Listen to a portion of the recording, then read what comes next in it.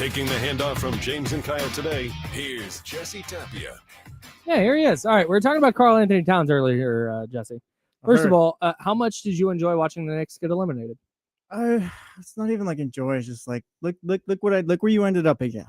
Like, look, you named streets after a second round win or whatever. Congrats. Like I said, you beat the Celtics. For Knicks fans my age, that's the biggest moment of your Knicks lifetime so far.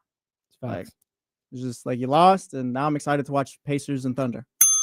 This guy gets it. That's all right. I think Karl Anthony Towns, if we're removing Kevin Durant and Giannis from the discussion for the Kings, I think Karl Anthony Towns would be the best player they can get this offseason.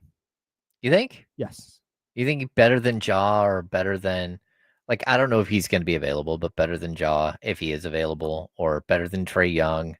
I think Karl Anthony Towns right now is better than Ja Morant. I think I would like Ja. Position of need. I think Ja would add more wins here compared to Cat. But Cat's about okay. I'm sorry, maybe I'm making this too nuanced. Mm-hmm. I just think like better players. Pound for pound, he's the best player they could get.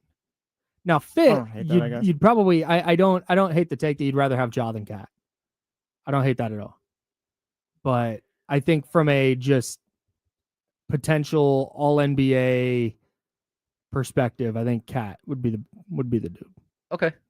I mean, I don't want. But I think I'd rather have Trae Young and Ja Morant. Yeah, I don't know. I'm intrigued by the idea of if you can make a deal like that work, and if the Knicks are going to move off of him. Mm-hmm. I'm not sure that they are, but if they are going to move off of, I would not be shocked, because where they're at salary wise is crazy, and he's a player who makes a ton of money and just continuously his salary goes up. Mm-hmm. And if he doesn't fit what you're trying to do, and like, I think they might have players that they think can step up and do other things. I don't know. I could see them being like, okay, let's just split his contract up into thirds and have a bunch of them like expiring stuff that saves us money in the long run, and where the Knicks will be able to get somebody in here to help us. Would you trade for Karl Anthony Towns, Jesse? Yeah. If I'm the Kings, yeah. Like, Cat's not my favorite player or anything like that, but the Kings aren't trying to win championships right now. Like, you're trying to get to the playoffs, and Cat can help you do that. I think that's the caveat that I haven't seen a single person be like, huge Cat guy. Yeah, I love saw Karl it. Anthony Towns. Every single person's like, I don't like him. He's fine, I guess. He's a good player. I just don't like him that much. I think you're having to move off of Domas though to get Cat. Ooh. Because what was the deal you guys were talking about earlier, DeMar? So Wilsey said that DeMar, Carter, and Monk works for Cat financially. Okay. I know the money works, but I don't get why the Knicks would want that set of players. Like, you just I don't quite know either. I think Devin Carter feels like a Tibbs guy. Oh yeah, but I think I don't even know if I'm a Tibbs guy from the New York Knicks though. I think they would love Malik Monk there. Oh, for sure. Yeah, because that's kind of what they're missing. A dude who you just know you can like throw out there for 27 minutes, and he's going to give you like electric. Yeah. I don't know. Yeah, I don't think the Knicks are doing that. But I think I'd move Domas for him. If that was a I center don't know. That feels to me. I'm cool off of playing Domas and Cat next to each other. Yeah, same. But I don't know. I don't know that does that make you substantially better? I'd rather have Cat's skill set than Domas's at this point. I think I'm past kind of building around Domas. Like, he's not a top 2 player on my team, so it's time to move on. I'd rather I'll take Cat scoring, and I could figure out the rebounding and assist some other way. That's kind of interesting. Like, yeah, Domas is not a top 2 player on anyone's team. He's not a franchise player. None of that stuff. Like, for the Kings, I think he'd be better. You're just fully out. Yeah, he's a great player. He's an All NBA caliber player, but he's not like for what the Kings need and what they're trying to build. It's like, yeah, I'm cool right now. I don't know that if I'm moving Domas's contract, I don't know that Cat is the player I'd want to go get. If that makes sense. I mean, personally, I'd rather take a couple first-round picks and insert player for Domas and kind of start a rebuild, but I don't think that's where this is headed. I don't think it's heading that way either. Yeah, that's personally where I would go, but yeah, like, that's not happening. I don't know. Yeah, my opinion has always been it's not Sabonis. It's like, you got to build a team. Like, every team in the league has to build a team. I mean, we're talking about the Knicks because they could possibly shop Cat, but they're looking at like 4 like star level players like OG Anunoby. They're paid like stars. They're defensive. They're two-way players. Like they have a lot of talent. Like the Kings don't have that talent around Tomas, and they have it. But this is probably a can of worms we can't get into in 6 minutes, but here we go. It feels like though his contract makes it difficult to find the players they need to put around him. Like he's the level of player that they need is a little bit higher than his contract allows. Does that make sense? Am I making sense? You're saying like he's kind of the way he's like, because he's paid. I mean, he was like paid like he was a top guy on this team and all that. Right. You kind of have to build around that. Yes. You have to build as though he's one of your two best guys. Yeah. Yeah, sort of. But again, like his contract is not obscene. Like again, Tobias Harris getting like $39 million a year, that was obscene. Like sure. that didn't make any sense. We're not talking about that I'd level go get of Tobias player. Harris. I would take Tobias Harris right now. Yeah. FYI. He's aging. That's fine. Yeah.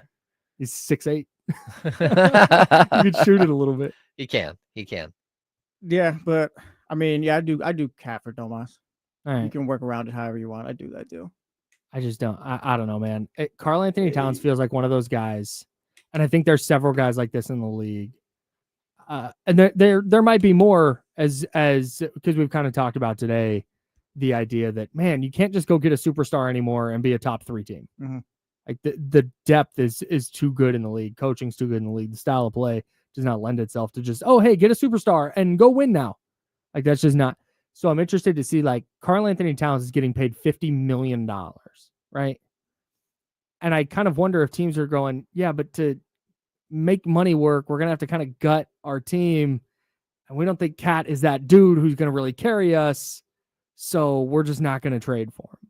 Well, here you don't have to gut the team. Man. I think you're probably... I like the money works on the DeRozan deal, but I just don't think the Knicks, like you were just at the Eastern Conference Finals, and now you're going to add a 36-year-old DeMar DeRozan. Do the Knicks get better if they have Domas? I think you're at least about the same, and you kind of rework the offense where you're not like, if instead of just Brunson playing ISO the whole time, you can kind of work it through Domas and all that. You got options at that point. Do you want like Domas isn't bad? Domas nitty-gritty of the Knicks. Domas isn't bad or anything like that, but he's just he can go help out a contender more than he can out here, like here at this point. I think. But if he can help out a contender, then why wouldn't you just try and do that here? Because you don't have the guys. Like you're not adding the New York Knicks around Domantas Sabonis this offseason. Sure. Like that makes sense. I think it's easier to build around Cat and kind of an insert player or whatever and just get there with their scoring. Oh, we were looking at Denver earlier. That's the fun. Like the ways that certain teams have to try to build right now. Like Denver, oh my God. Denver has no first-round pick every other year until 2031. They have no second-round pick at all. They don't have a single second-round pick. They on July 1st, they'll get their 2032 second-round pick. And if they want to move off of one of the contracts that's hurting them right now, they're going to have to give up that second-round pick at least. Jeez. That's brutal. Yeah. That's tough. But the second apron stuff is working. Yeah. Like you're already talking. Jason Tatum gets hurt, and now it's like the Celtics got to sell everybody. Yeah, it's going to be an interesting offseason. Celtics got to sell this off. Anyone want Porzingis? Kings? No. Warriors? No. Drew Holiday? I've been trying to talk Sacramento out of Drew Holiday for the last 2 weeks, but he's talking him into Drew Holiday. Talk him out, but if you want to take that money, go ahead for the Celtics perspective. Oh, I see what you're saying. Yeah. For the Kings, I don't think you want that. I think it's funny. NBA Central, at Dunk Central, they posted the odds for the next star to land in Toronto. This is through Bovada. Okay. Domantas Sabonis plus 500. Giannis Antetokounmpo plus 600. Zach LaVine plus 600. DeMar DeRozan plus 800. 3 of the top 4 are Kings players landing in Toronto.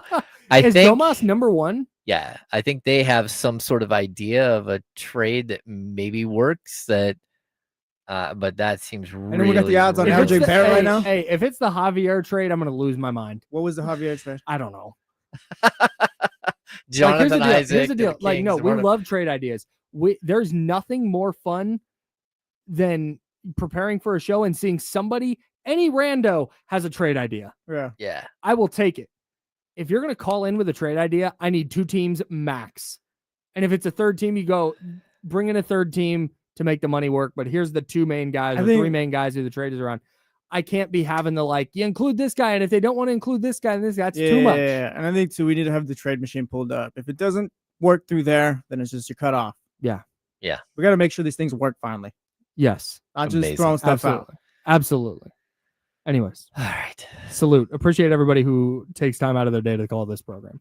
We appreciate it a lot. Shout out. Even if the call is too much to keep track of. That's James. I'm Kyle. Jesse Tapia is producing D-Lo and KC. You'll hear a lot of them today.